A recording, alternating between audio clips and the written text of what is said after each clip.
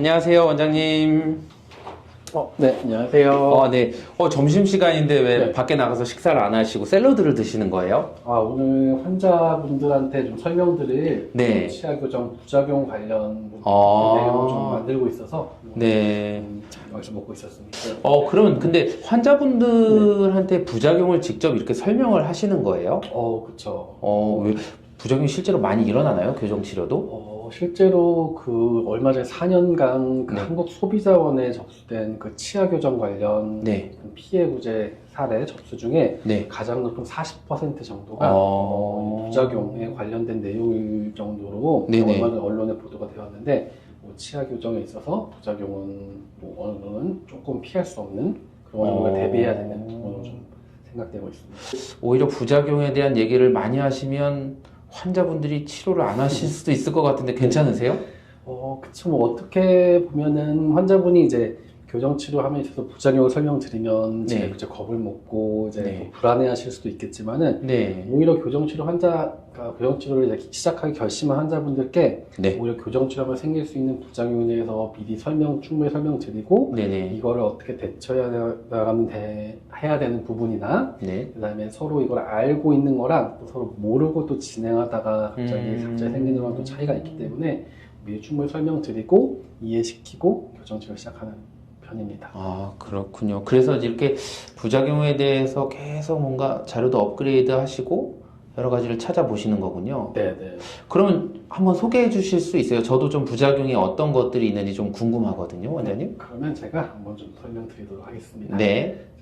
제일 먼저 보는 게 이제 치아 표면의 탈회요. 내용입니다. 치아가 보니까 주변부가 하얗게 올라왔는데 저런 걸 탈회라고 하나요? 그렇죠. 여기 보면 이렇게 하얗게 된 부분이 네. 탈회됐다고 하는데 보통 쉽게 설명드리면 치아가 이제 약간 부식된 걸로 이해하시면 좀 더 쉬우실 것 같아요. 네. 저런 증상은 어떨 때 나타나는 거예요?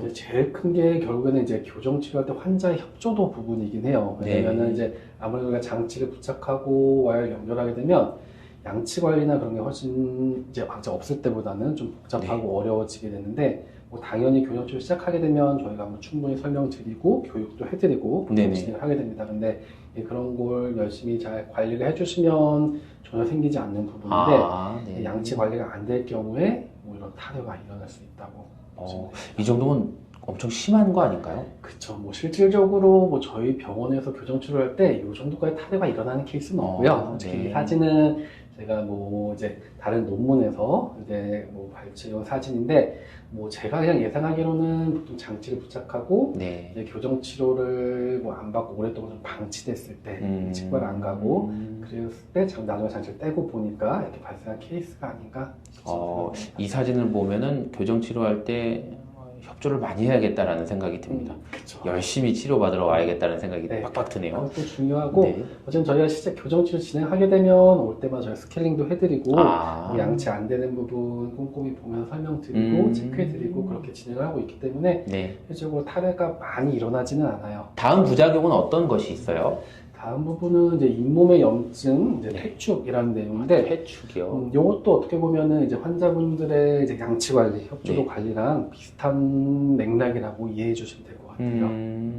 그래서 그러면 여기서 염증은 어느 부분인 거예요, 원장님? 보통 보면 이렇게 원래 정상적인 잇몸 형태는 이렇게 좀 매끈한 형태와 핑크색 잇몸을 띠는 게 정말 건강한 잇몸 형태인데 전체 이렇게 잠깐 부어있는 느낌이 있죠. 좀 부어있고 좀 빨갛게 염증 상태를 보여지고 있는 거를 이게 잇몸의 염증 상태라고 보는데 교정 치료할 때 이제 염증이 생긴다고 무조건 저게 안 가라는 건 아니고요. 나중에 양치 관리 잘 하고 관리 잘 해주면 다 갈아갖고 괜찮아지는. 그럼 이런 염증은 약간 음식물이 끼었을 때 관리가 잘 안 하거나 그럴 때 가장 많이 발생하나 보네요. 그렇죠. 아까 말씀드린 비슷하게 결국에는 잇몸 부분에 음식물이 오래 낀 채로 방치되면 그래서 염증 반응을 일으키면서 잇몸이 붓게 되는 거고 이게 점점 심해질 경우는 결국 이제 침퇴축까지도 일어날 수 있는 부분이라고 생각해 주시면 됩니다. 퇴축이라면 어떤 거예요? 잇몸이 이제 내려가는 거죠. 그러니까 치아가 쉽게 보면 길어지는 거죠. 잇몸이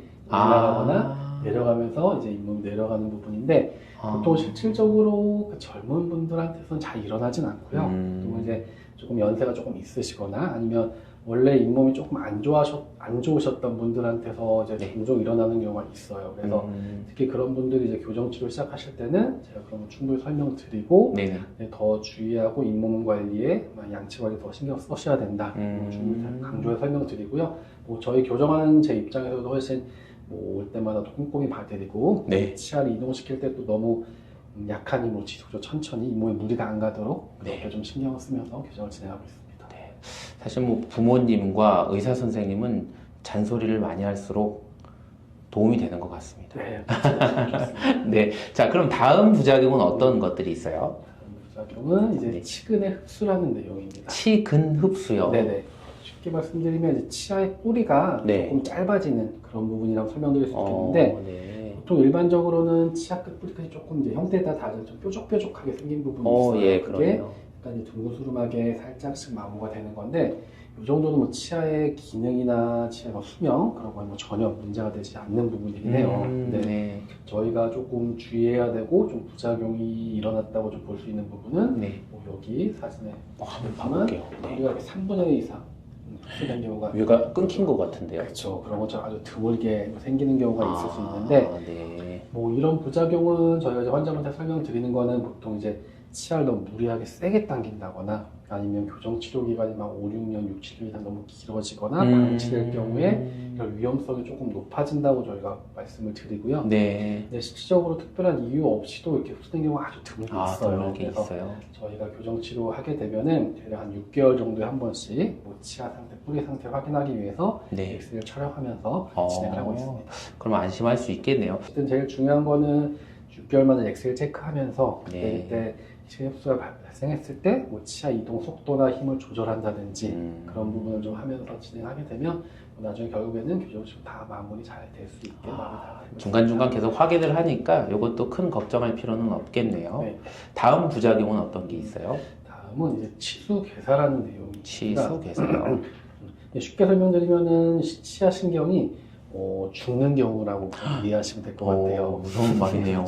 보면은 많이 좀 무서운데 쉽게 설명드리면은 이제 치아를 당길 때, 그러니까 교정을 통해서 치아를 이동시킬 때 네. 강한 힘으로 막 세게 당기는 게 아니라 네. 약한 힘으로 천천히 지속적인 힘으로 이제 치아를 이동시키게 됩니다. 근데 그래서 치아에 무리가 안 가게 최대한 이동을 시키는데 간혹 가다가 정말 이유가 없어요. 치아 신경이 죽는 경우가 생깁니다. 그게 이제 신경이 죽을 경우 막 아프거나 통증이 생긴다기보다는 네. 그림 좀 치아가 좀 어둡게 변색이 되는 부분이 있어요. 색깔이요. 이것도 저희가 이제 제가 논문에서 뭐 발췌한 사진이긴 한데 근데 실질적으로 저럴 경우는 막 증상이 아주 심하게 나타나진 않지만 결국에는 치아의 신경이 안에서 이제 죽었다고 보통 볼 수 있는 거기 때문에 그래서 소위 이게 쉽게 말씀드리면 보통 신경치료라고 아마 많이 보셨을 거예요. 그래서 네. 신경치료를 하고 교정치료를 이어서 진행하게 됩니다. 아, 그렇군요. 흔하게 발생되는 건 아니지만 그래도 알고 있어야 되는 부작용이겠네요. 그렇죠. 뭐 치수 괴사 같은 경우는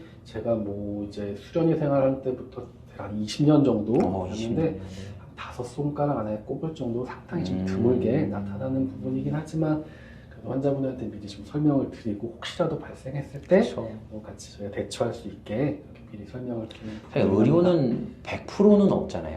맞아요. 그쵸. 아무래도 사람이 하는 일이기도 하고 또 결국에는 환자분들의 반응에 따라서 조금 달라지는 부분이 해서 어쨌든 뭐 진짜 말씀드린 대로 100% 모든 게 부작용 없이 된다기보다는 뭐 1%, 0.1%라도 있는 가능성에 대해서 미리 알고 대처하는 게 굉장히 중요한 부분이죠. 그런 대응 방안들을 다 마련을 해놓고 계시네요. 자, 다음 부작용은 어떤 것이죠? 네, 다음은 이제 턱관절 장애라는 부분이긴 한데, 네. 뭐 쉽게 보면은 뭐 교정하면서 턱관절이 안 좋아지는 게 아니냐라고 좀 오해하실 수도 있는데, 그런 말들도 실제로 있더라고요. 그런 맞아요. 내용은 아니고요. 어쨌든 뭐 일단은 의학적으로는 교정 치료와 뭐 턱관절 장애는 크게 상관이 없다고 게 일반적인 뭐 논문이나 여러 학회에서 나온 얘기긴 하고, 네. 이 부분을 제가 환자분들께 설명드린 이유는 일단은 그러니까 환자분에 따라 턱관절 상태가 상당히 건강한 형태를 가지고 있는 분들도 있고 되게 좀 취약한 형태를 가지고 있는 분들도 있어요. 그래서 네네. 처음에 저희가 이제 CT를 통해서 그걸 1차적으로 확인을 해보고요. 그래서 턱관절이 이제 좀 취약한 분들은 아무래도 교정 치료를 하면서 뭐 이제 입을 너무 크게 벌린다거나 여러 가지 딱딱한 거 씹는 그런 주의사항을 조금 더 강조 설명을 드리게 되고 네.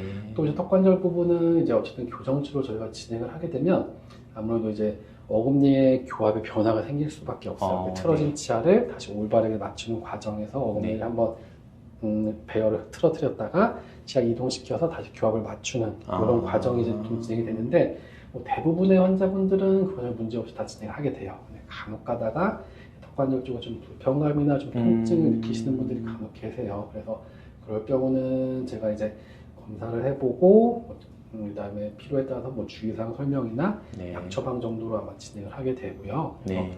대부분의 경우는 문제 없이 다 진행된다. 하긴 뭐 수십 년 동안 계속 씹던 턱인데 그게 갑자기 뭔가 변화가 있으면 적응하는데 시간이 또 걸릴 수도 있겠네요. 좀 어색함이나 불편감이 느껴질 수 있어서 네. 뭐 약간 턱관절 쪽으로 불편감 느끼실 수 있는데 대부분 금방 다 좋아지시고 다행이네요. 문제 없이 다 진행되고 있습니다. 네. 그럼 다음 부작용은 어떤 것이 있어요?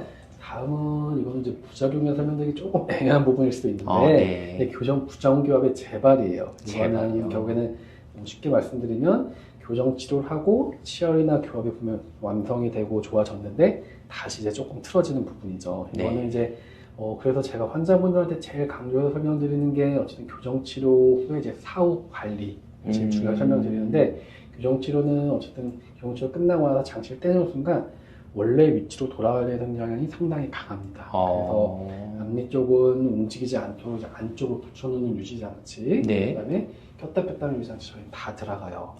이제 네. 치과마다 저기 4개 다 들어가는 치과가 뭐 원장님에 따라서는 뭐 안 네. 나와서 있는데 저는 교정 치료 후에 이 유지가 상당히 중요하게 생각해서 유지 장치도 4개 다 들어가게 되고 네. 그리고 아까 말씀드린 그 사후 관리 부분이죠. 네. 그래서 교정 치료 끝나고 장치 떼고 나면 저희가 보통 한 달, 3개월, 네. 2개월, 그리고 네. 한 6개월에서 1년 정도 사이에 계속 정기 체크를 하고 관리를 해드립니다. 그래서 뭐 유지 장치가 떨어진 건 없는지, 치아가 틀어진 건 없는지 그런 거 계속 정기 점검하고 관리해드리니까 네.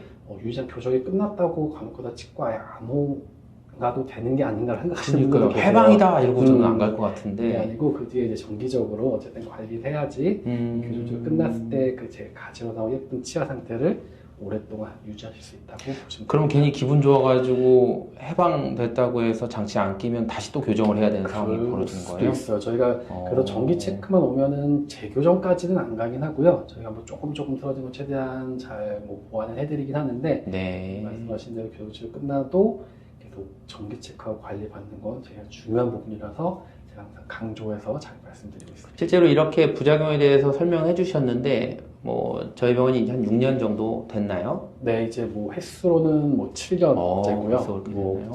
그 사이에 이런 환자들이 발생한 경우가 혹시 있었나요? 뭐 전혀 없지는 않았던 것 같아요. 당연히 네. 중간에 뭐 턱관절이 좀 불편하셨던 분도 그쵸. 있고요. 근데 뭐 다행히 교정 후에 뭐 당연히 좋아지셨던 분도 있고 뭐 치숙에서는 그런 건 없었고 치근 흡수 같은 경우도 뭐 조금씩은 일어났었지만은 다행히 교정 끝나고는 다 문제 없이 잘 마무리되었고요. 그렇죠. 오히려 원장님이 하나도 없었습니다 그랬으면 제가 정말일까? 이런 생각이 들 텐데 오히려 이렇게 부작용에 대해서 정확하게 다 설명해 주시고 또 이거에 대한 대안을 다 마련하고 계시다라는 걸 들으니까 환자분들도 오히려 더 안심이 될 것 같다는 생각이 맞아요. 드네요. 그렇죠. 자, 끝으로 이제 교정 치료를 하시려고 망설이시는 분들이 뭐 이 영상을 꼭 저희 병원에 오시는 분들만 보는 것도 아니고 아마 전국에서 막 보실 텐데 그분들한테 조언 한마디 해주시면 좋을 것 같아요. 일단 교정 치료라는 게 어쨌든 뭐 기간도 정말 오래 걸리고 네. 비용적인 뭐 적은 비용이 아니기 때문에 네네. 한번 교정 치료를 하겠다고 결심을 하는 것 자체가 일단 쉽지는 않은 부분이긴 해요. 그쵸. 그래서 이제 교정 치료를 시작을 하게 되실 텐데 그럴 때 이제 제일 중요한 게 교정 치료를 자기가 잘 받을 수 있는 치과를 선택하는 것도 뭐 중요하고 네. 또 알게 될 게 또 교정 치료를 하다 보면 제가 예상하지 못했던 부작용이나 그런 부분에서 되게 불안감이 생기실 수도 있기 때문에 네. 교정 치료 전에는 어쨌든 모든 치료나 어쨌든 의학적인 부분에 있어서는 100% 부작용 없이 완벽한 건 없다고 생각을 합니다. 그래서 네. 당연히 0.1%, 1%의 가능성이 있는 부분도 다 미리 알고 설명을 듣고 그다음에 진행하는 게 지금 교정 치료를 하면서 좀 더 불안감도 좀 줄일 수 있고 네. 만약에 부작용이 생겼을 때 그런 거에 대해서 의사 선생님과 혹시나 좀 얘기를 나누면서 대처할 수 있는 부분도 그런 부분이 더 좋을 거라고 생각합니다. 알겠습니다. 원장님 오늘 설명 감사드리고요. 점심시간 이제 얼마 안 남은 것 같은데 네. 빨리 샐러드 드시고 네. 하시는 일 계속 하시면 될 것 같습니다. 네, 알겠습니다. 고맙습니다. 네, 감사합니다.